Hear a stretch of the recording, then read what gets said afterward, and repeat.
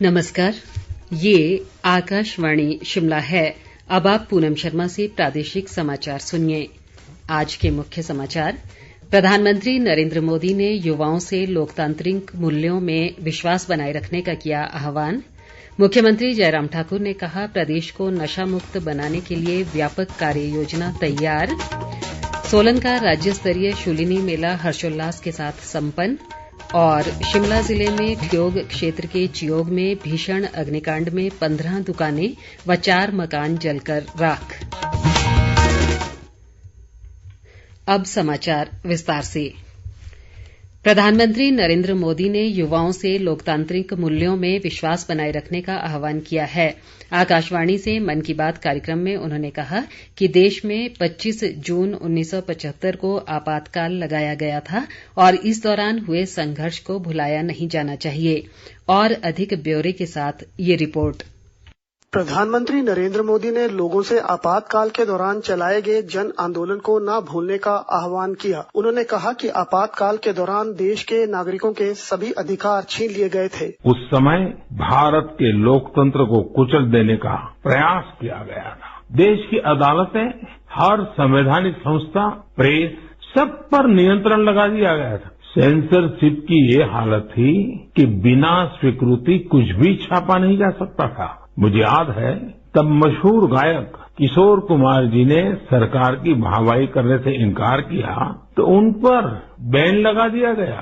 Radio पर से उनकी एंट्री ही हटा दी गई। प्रधानमंत्री ने शिमला से मंडी के लिए हाल ही में शुरू हुई साइकिल रैली का भी जिक्र किया। उन्होंने स्वच्छता का संदेश देने के लिए इस प्रयास की सराहना की। साथियों, इस समय जब मैं आपसे बात कर रहा हूँ तो हिमाचल प्रदेश में एक अनोखी साइकिलिंग रैली भी चल रही है। मैं इस बारे में भी आपको बताना चाहता हूँ। स्वच्छता का संदेश लेकर साइकिल सवारों का एक समूह शिमला से मंडी तक निकला है। पहाड़ी रास्तों पर करीब 250 किलोमीटर की ये दूरी ये लोग साइकिल चलाते हुए ही पूरी करेंगे। इस समूह में बच्चे भी और बुजुर्ग भी हैं। हमारा पर्यावरण स्वच्छ रहे, हमारे पहाड़, नदियां, समंदर स्वच्छ रहे तो स्वास्थ्य भी उतना ही बेहतर होता जाता है। प्रधानमंत्री ने कहा कि पिछले कुछ वर्षों में अंतरिक्ष क्षेत्र में देश ने कई बड़ी उपलब्धियां हासिल की हैं। उन्होंने कहा कि कुछ वर्ष पहले तक अंतरिक्ष क्षेत्र में स्टार्टअप की संख्या काफी कम थी, जो अब 100 से भी ज्यादा हो गई है। आज से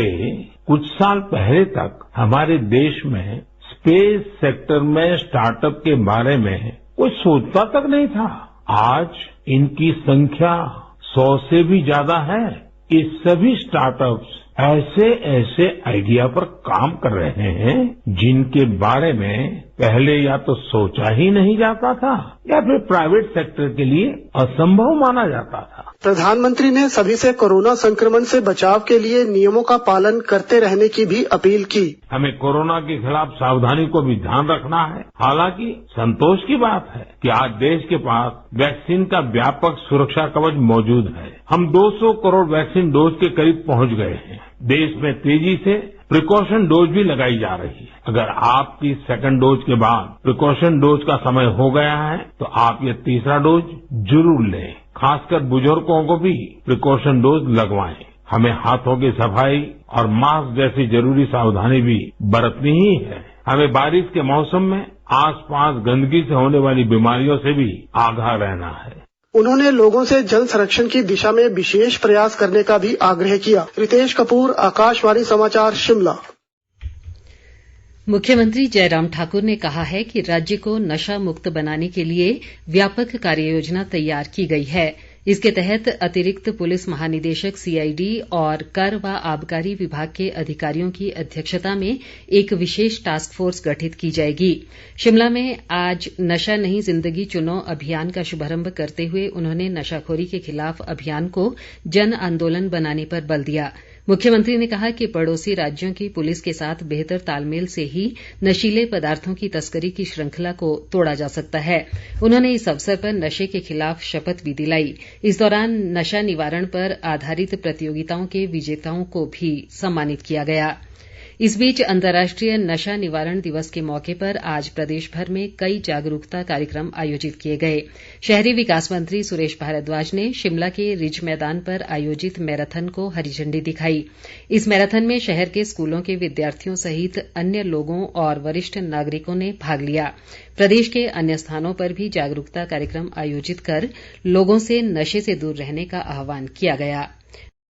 सोलन का 3 दिवसीय राज्य स्तरीय शूलिनी मेला आज हर्षोल्लास के साथ संपन्न हो गया। मेले के समापन पर मुख्यमंत्री जयराम ठाकुर ने बतौर मुख्य अतिथि शिरकत की। उन्होंने मां शूलिनी मंदिर में विधिवत पूजा अर्चना की और लोगों को मेले की शुभकामनाएं दी। मुख्यमंत्री ने कहा कि मेलों के आयोजन से आपसी मेलजोल और भाईचारे को बढ़ावा मिलता है। वहीं मेले के तीसरे व अंतिम दिन आज कई खेल गतिविधियां आयोजित की गईं। जल शक्ति मंत्री महेंद्र सिंह ठाकुर ने कहा है कि राज्य सरकार ने 4.5 वर्ष के कार्यकाल में समूचे प्रदेश का अभूतपूर्व विकास किया है। मंडी जिले में धर्मपुर क्षेत्र के विभिन्न गांवों में जनसुनवाई के दौरान उन्होंने कहा कि सरकार ने नेक नीयत, नई सोच और मजबूत इरादों के साथ कई महत्वाकांक्षी योजनाएं व कार्यक्रम शुरू किए हैं। महेंद्र सिंह ने जनसमस्याएं सुनकर अधिकतर का मौके पर ही निपटारा किया। प्रदेश कांग्रेस अध्यक्ष प्रतिभा सिंह ने केंद्र सरकार से अग्निपथ योजना पर पुनः विचार करते हुए देश व सेना हित में इसे रद्द करने की मांग की है। एक बयान में उन्होंने कहा कि युवा देशभक्ति के जज्बे के साथ सेना में भर्ती होते हैं। ऐसे में उनके इस जोश को किसी भी प्रकार से कम करने की कोशिश नहीं की जानी चाहिए। प्रतिभा सिंह ने कहा कि देश की सुरक्षा में सेना का अहम योगदान है। ऐसे में सेना बलों को और सुदृढ़ करने की जरूरत है। दूसरी ओर कांग्रेस पार्टी ने राज्य सरकार पर विभागों में खाली पदों को भरने में पूरी तरह विफल रहने का आरोप लगाया है। पार्टी के राष्ट्रीय प्रवक्ता आलोक शर्मा ने शिमला में एक पत्रकार सम्मेलन में सरकार से वर्तमान कार्यकाल में भरे गए पदों पर श्वेत पत्र जारी करने की भी मांग की। उन्होंने कहा कि देश प्रदेश में बेरोजगारी चरम सीमा पर है, लेकिन सरकार का इस ओर कोई ध्यान नहीं है। आज़ादी के अमृत महोत्सव व एक भारत श्रेष्ठ भारत अभियान के तहत प्रदेश के 50 छात्रों का एक दल केरल रवाना हुआ है। अखिल भारतीय तकनीकी शिक्षा परिषद और केंद्रीय शिक्षा मंत्रालय के निर्देश पर हो रहे इस दौरे में ये छात्र केरल के इतिहास, व्यंजन, भाषा और त्योहारों की जानकारी हासिल करेंगे।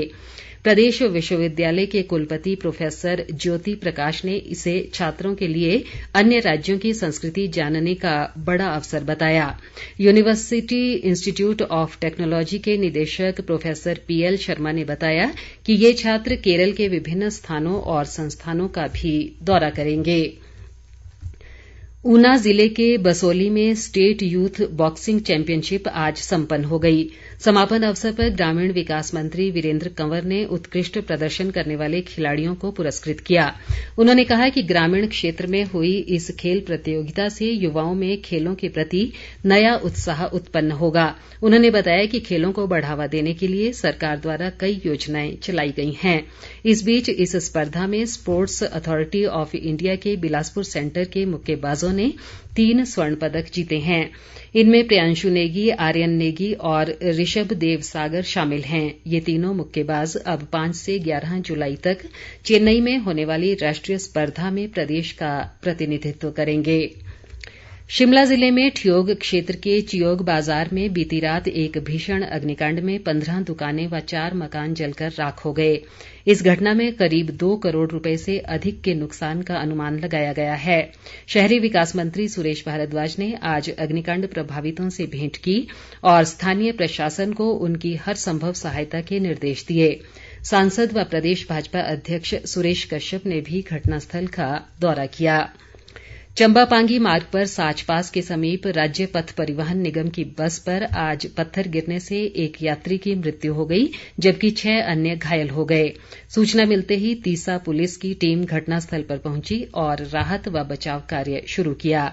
घायलों को तीसा अस्पताल में भर्ती करवाया गया है। अंत में मुख्य समाचार एक बार फिर। प्रधानमंत्री नरेंद्र मोदी ने युवाओं से लोकतांत्रिक मूल्यों में विश्वास बनाए रखने का किया आह्वान।